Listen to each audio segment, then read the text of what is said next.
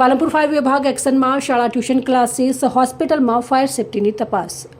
પાલનપુર શહેરમાં આગ જેવી આકસ્મિક પરિસ્થિતિમાં જાનમાલની સુરક્ષા સુનિશ્ચિત કરવા પાલનપુર ફાયર વિભાગ દ્વારા શહેરની વિવિધ શાળાઓ, ટ્યુશન ક્લાસીસ તેમજ હોસ્પિટલમાં ફાયર સેફટીની વ્યવસ્થાની સઘન તપાસ હાથ ધરવામાં આવી હતી.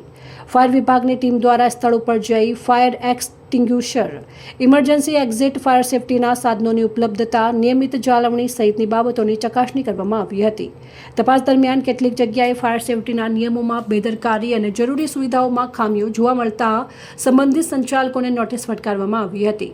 ફાયર વિભાગ દ્વારા ગંભીર ખામીઓ ધરાવતા સ્થળોને તાત્કાલિક સુધારા કરવા સૂચના આપવામાં આવી છે.